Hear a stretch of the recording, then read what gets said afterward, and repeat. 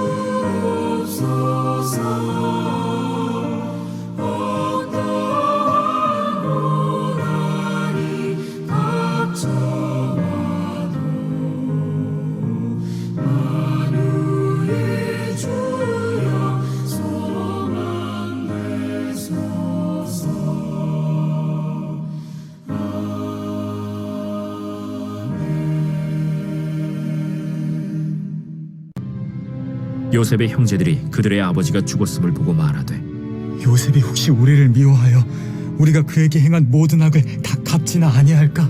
하고 요셉에게 말을 전하여 이르되 당신의 아버지가 돌아가시기 전에 명령하여 이르시기를 너희는 이같이 요셉에게 이르라. 내 형들이 내게 악을 행하였을지라도 이제 바라건대 그들의 허물과 죄를 용서하라 하셨나니 당신 아버지의 하나님의 종들인 우리 죄를 이제 용서하소서. 요셉이 그들이 그에게 하는 말을 들을 때에 울었더라. 그의 형들이 또 친히 와서 요셉의 앞에 엎드려 이르되 우리는 당신의 종들이니이다. 두려워하지 마소서. 내가 하나님을 대신하리이까. 당신들은 나를 해하려 하였으나 하나님은 그것을 선으로 바꾸사 오늘과 같이 많은 백성의 생명을 구원하게 하시려 하셨나니 당신들은 두려워하지 마소서. 내가 당신들과 당신들의 자녀를 기르리이다 하고 그들을 간곡한 말로 위로하였더라. 요셉이 그의 아버지의 가족과 함께 애굽에 거주하여 110세를 살며 에브라임의 자손 3대를 보았으며 므낫세의 아들 마길의 아들들도 요셉의 스라에서 양육되었더라. 요셉이 그의 형제들에게 이르되 나는 죽을 것이나 하나님이 당신들을 돌보시고 당신들을 이 땅에서 인도하여 내사 아브람과 이삭과 야곱에게 맹세하신 땅에 이르게 하시리라. 요셉이 또 이스라엘 자손에게 맹세시켜 이르기를 하나님이 반드시 당신들을 돌보시리니 당신들은 여기서 내 해골을 메고 올라가겠다 하라. 요셉이 110세의 죽음에 그들이 그의 몸에 향재료를 넣고 애굽에서 입건하였더라. 오늘 이제 창세기 50장 마무리를 하게 됩니다. 창세기 전체가 이제 다 끝나게 됩니다. 그리고 이제 출애굽기로 연결이 되는데요. 오늘 좀 살펴볼 것은 하나님과의 우리 사이의 친밀함을 가로막는 두려움에 대해서 좀 살펴보려고 합니다. 오늘 요셉과 형제들의 관계 속에서 우리는 하나님과 우리 사이의 관계를 한번 점검해 볼 수 있습니다. 요셉의 형들은 지금 아버지 야곱이 돌아가시자 요셉이 보복과 심판을 하지 않을까, 거기에 대한 두려움이 있습니다. 15절 말씀을 보세요. 요셉의 형제들이 그들의 아버지가 죽었음을 보고 말하되 요셉이 혹시 우리를 미워하여 우리가 그에게 행한 모든 악을 다 갚지나 아니할까, 이렇게 이야기를 합니다. 사실 요셉의 형들의 생각은 아버지 야곱 때문에 요셉이 지금까지 형제들을 봐주고 있다라고 생각을 하는 거예요. 이제 아버지가 죽었으니 보복할 것이라고 생각합니다. 자, 16절과 17절에 보면 요셉과 형제들 사이에 관계 버팀목이었던 아버지 그 야곱을 핑계거리로 지금 삼고 있습니다. 그래서 어떻게 합니까? 16절 끝에 보면 아버지가 돌아가시기 전에 명령하여 이르시기를, 아버지의 명령을 지금 이 관계를 유지하는 도구로 지금 삼으려고 하는 것입니다. 그리고 또 자신들에 대해서 뭐라고 이야기를 합니까? 당신의 아버지의 하나님의 종들, 이렇게 이야기를 합니다. 17절 하반절에 보면 당신 아버지의 하나님의 종들인 우리 죄를 이제 용서하소서, 이렇게 이야기를 합니다. 아버지의 명령뿐만 아니라 지금 자신들이 아버지가 섬기는 하나님의 종이라는 것을 강조하고 있는 것입니다. 자, 여기에 대해서 요셉은 지금 어떤 반응을 보입니까? 17절 끝에 보면 요셉이 그에게 하는 말을 들을 때에 울었더라. 요셉의 눈물의 의미가 뭘까요? 아마 안타까움이었을 것입니다. 외로움이었을 것입니다. 화해가 되었다고 생각하고 이제 나에게도 진짜 형제들이 생겼다라고 생각했을 것입니다. 그러나 정작 형들은 자신을 친밀하게 여기는 것이 아니라 동생이라고, 진짜 형제로 여기는 것이 아니라 뭐로 여기고 있습니까? 애굽의 총리로만 여기고 있습니다. 그래서 18절에 형들이 이제 직접 말을 전한 것뿐만 아니라 직접 찾아와서 요셉 앞에 다시 엎드립니다. 요셉의 존재를 몰랐을 때, 요셉이 자신의 동생이라는 걸 몰랐을 때, 지금 17년 전이죠. 그때 애굽의 총리인 줄만 알고 요셉 앞에 무릎을 꿇고 절을 했던 그때의 모습과 똑같습니다. 그러면서 뭐라고 합니까? 우리는 당신의 종들이니이다. 이게 바로 요셉의 눈물의 의미인 것입니다. 하나님을 섬기지만, 우리는 하나님을 섬기지만 믿음의 형제 자매들이 있어야 됩니다. 이건 요셉의 입장이에요. 요셉이 외로움을 느끼는 것, 하나님에게서만이 아니라 그 사람들에게서 채워져야 할 것들이 있다라는 것입니다. 믿음의 형제자매들이 있어야 하죠. 가족이 있어야 하죠. 그 관계가 얼마나 중요한지 보여주는 것입니다. 형제자매 친밀함이 없을 때 외로움이죠. 그러나 반대로 이것을 예수님과의 우리와의 관계에서 좀 생각을 해본다면 저는 이것이 요셉의 눈물뿐만 아니라 예수님의 눈물로 느껴졌습니다. 우리가 주님을 믿고 하나님의 자녀가 되고 예수님은 친밀하게 내가 너의 형제다, 너희는 나의 형제다 이렇게 말씀하시고 친구라고 이렇게 친밀히 여기기를 바라시면서 우리에게 다가오시는데 우리는 주님의 친밀하심을 느끼지 못하고 스스로 거리를 두며 가까이 가지 못할 때 여전히 하나님을 두려워하고 내 죄를 찾아보시며 하나님은 내게 대해서 심판하시는 하나님이라고 생각하면서 두려워할 때 그때 주님은 안타깝게 여기시는 것입니다. 주님은 요셉과 같이 눈물을 흘리시는 것입니다. 여기가 우리가 꼭 기억해야 될 두 가지 단어가 있는데 그것은 관계와 교제라는 것입니다. 하나님과 우리의 관계는 무엇입니까? 우리가 하나님의 자녀요. 하나님은 우리의 아버지라는 이 객관적인 신분입니다. 이게 어떻게 가능해졌습니까? 예수님을 믿음으로 말미암아 이것이 가능해졌다라는 거예요. 이것은 객관적인 신분입니다.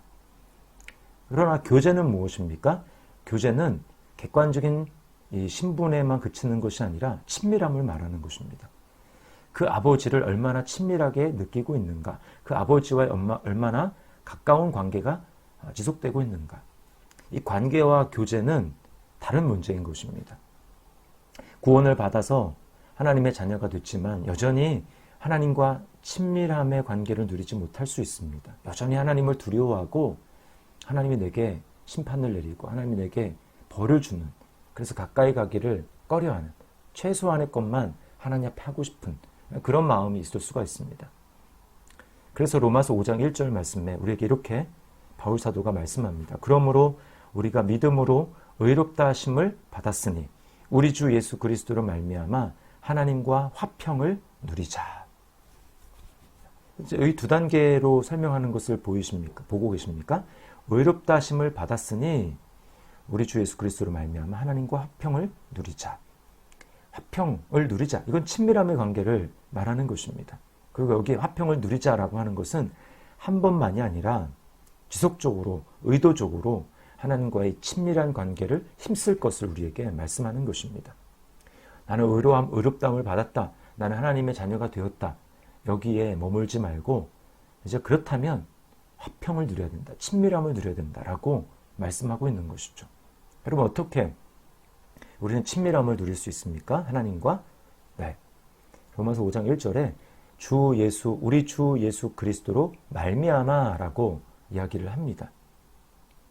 예수님으로 말미암아, 예수님을 통해서만, 예수님을 믿는 그 믿음을 통해서만, 예수님을 바라보는 그 믿음을 통해서만 우리는 하나님과 친밀함의 교제를, 화평을 누릴 수가 있는 것입니다. 요셉이 지금 형들에게 대답하는 대답을 보십시오. 20절 말씀에 보면 이렇게 이야기를 합니다. 당신들은 나를 해하려 하였으나 하나님은 그것을 선으로 바꾸사 오늘과 같이 많은 백성의 생명을 구원하게 하시려 하셨나니. 악을 선으로 바꿨다고 이야기를 합니다. 여러분 이것이 바로 우리에게 일어난 일이죠. 예수 그리스도로 말미암아 이런 일이 일어났습니다. 우리는 죄를 지었기 때문에 당연히 우리에게 돌아올 것은 몫은 무엇입니까? 악과 저주와 심판의 보응입니다. 그러나 그것이 아니라 우리는 복을 받았어요. 마땅히 우리가 받아야 될 심판과 저주가 아니라 복을 받았습니다. 어떻게 이것이 이렇게 바뀌었습니까? 예수님이 그렇게 바꾸게 하신 것이죠. 주님의 십자가 때문에 모든 것들이 바뀌게 되었습니다. 마땅히 복을 아버지로부터 받아야 되는 그리스도께서 그분이 받으셔야 될 마땅한 복을 받지 아니하시고 우리가 마땅히 받아야 될 저주와 화를 주님이 다 가져가셔서 아버지로부터 우리의 저주와 화를 주님이 받으셨습니다. 그리고 자신이 마땅히 받으셔야 될 복을 우리에게 주셨어요. 주님이 이것을 바꾸어 주셨기 때문에 우리는 어떻습니까? 그리스도 예수 안에서 하늘에 속한 모든 신령한 복을 받게 된 것입니다. 이것이 바로 그리스도의 운명이고 이것을 깊이 생각하고 이것이 나에게 일어났다라는 것을 확실히 믿고 주장하게 될 때 우리는 하나님과 친밀함을 누릴 수가 있는 것입니다. 그래서 로마서 8장 28절에 이렇게 말하죠.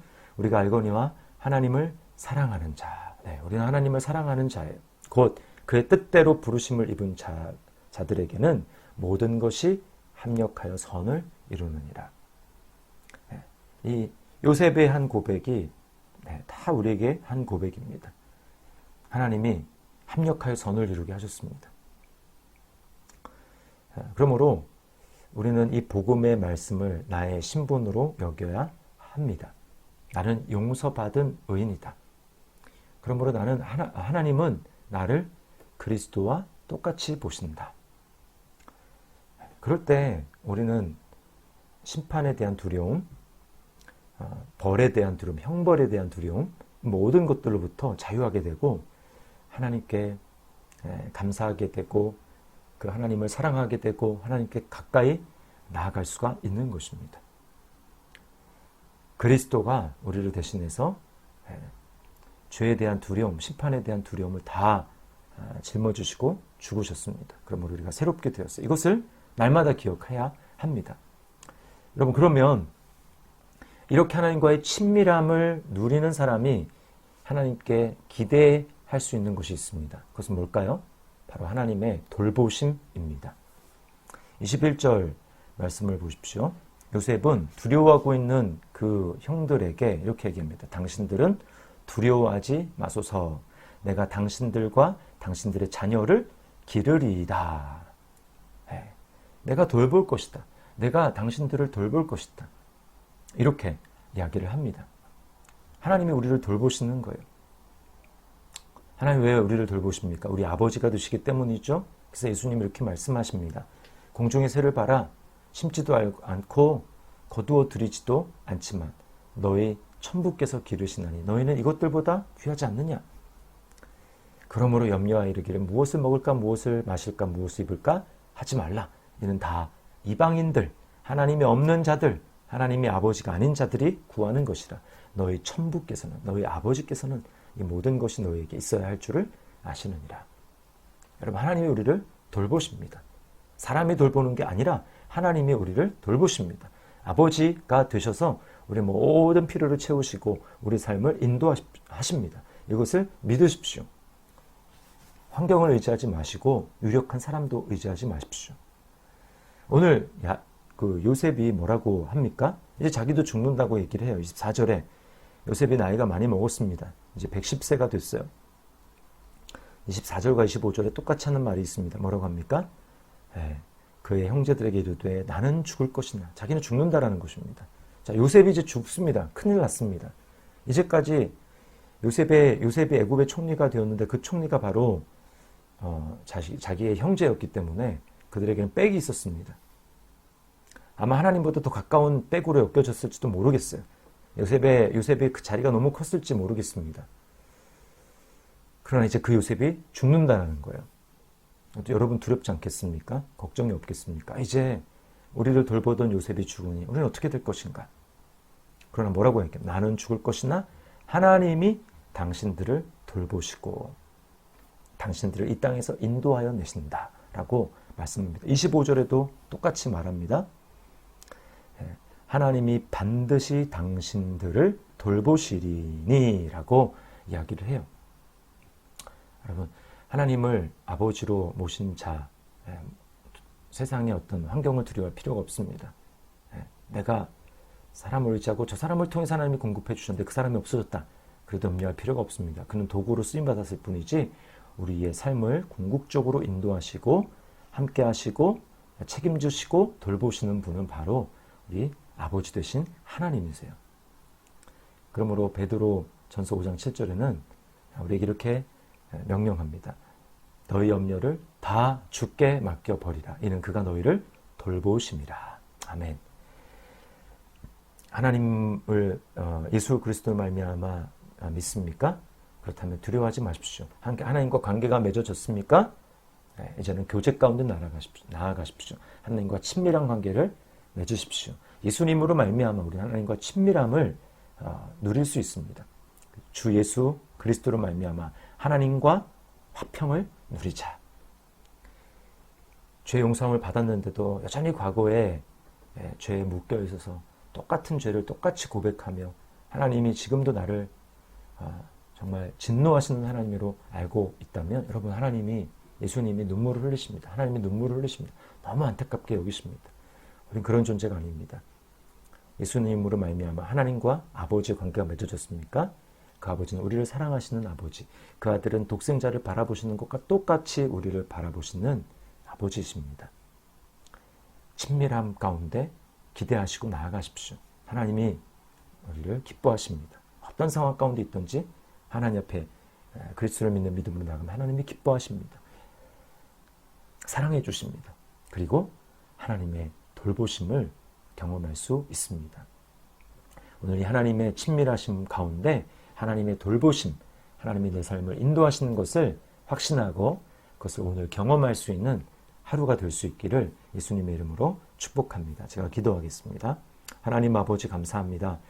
오늘 말씀을 통하여서 관계는 있지만 요셉과 형제의 관계는 있었지만 형제 관계의 우애와 우정이 아니라 두려움 가운데 보응을 생각하고 있는 그 요셉의 나머지 형제들의 모습을 보면서 하나님과 우리 사이의 관계를 생각해 봅니다.